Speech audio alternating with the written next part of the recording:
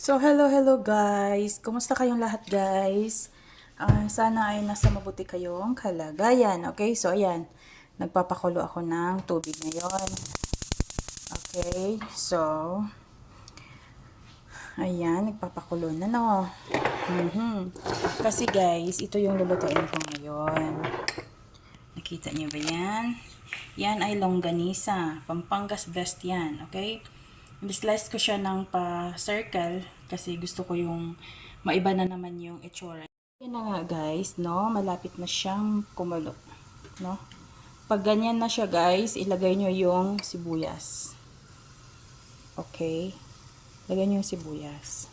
Alam nyo guys, masarap siya. Ito yung ginagawa ko sa aking ano. Tapos, lagyan nyo din ng ganito. Bawang to, no? Ginaganito ko kasi siya. Yung iba kasi, nagluluto sila ng, ano, ng longganisa, buo.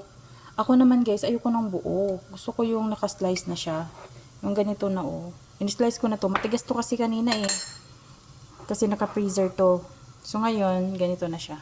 So, lulutuin na natin. Uy, ang init siya, guys. Baka mapasok tayo.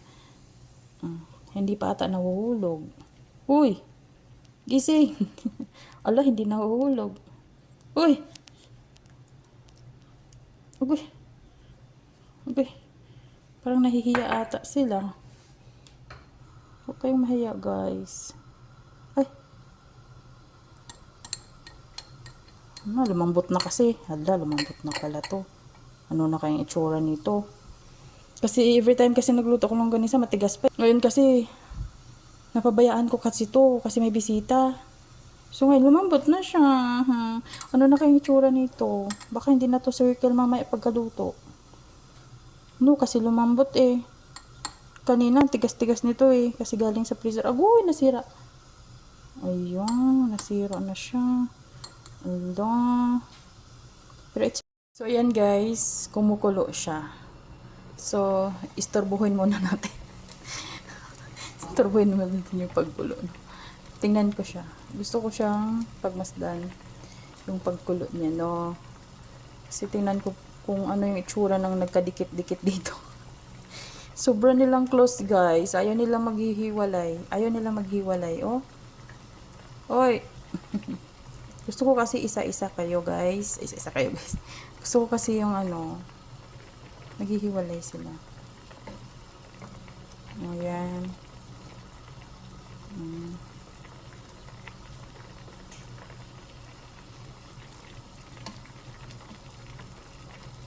Ito, oh. Ayaw talaga maghiwalay. Mabilis kasi siya maluto pag ano, pag naghihiwalay siya. O, tingnan mo, pula pa yung sa gitna.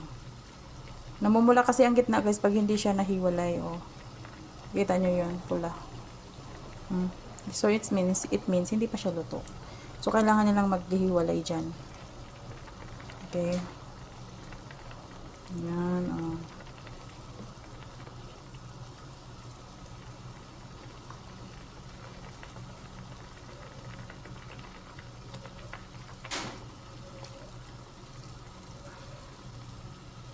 Ayan.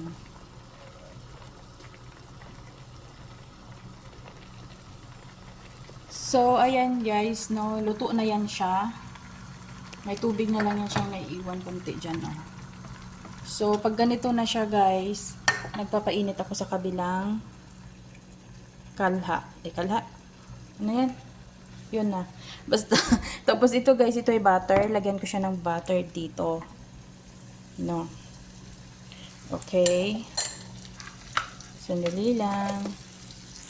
So, ito na siya guys, no. May butter na siya dito. Ayan. Ayan guys, no. Tapos ilagay ko na yung ating sibuyas at saka bawang ulit. Okay. So yan, ayan na lang natin. Mix lang natin. Yan guys, kapag malambot na yung ating sibuyas at saka ahos, ilagay na natin yung ating ating longganisa dito. Okay.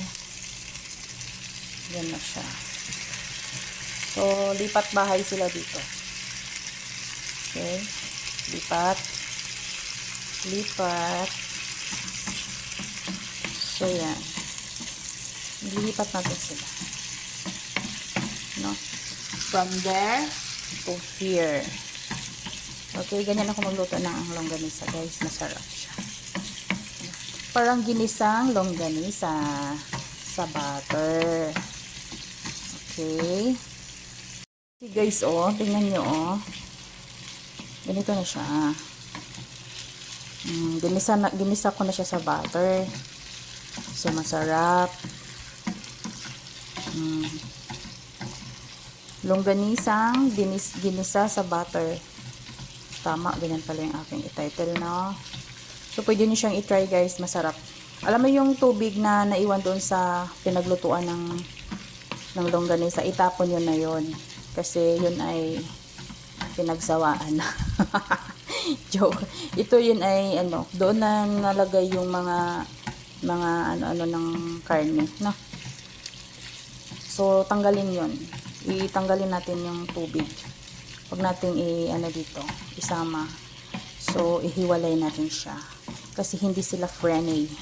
Kaya ihiwalay siya. Kasi no, kung nagustuhan niyo to, kung gusto niyo mag-try ng longganisa na ginisa sa butter, pwede niyo siyang i-try. Mabilis lang naman to. Mga 30 minutes lang naman to. Alam niyo guys, pag ako kasi nagluluto, may effort talaga yan. May pawis talaga yan guys. Kasi gusto ko talaga kumain ng yung pinaghirapan ko talaga. Kasi masarap kasi yun. No, so ayan. So ayun na siya guys. Luto na. Okay. So ayan. Ito yung buttered longganisa.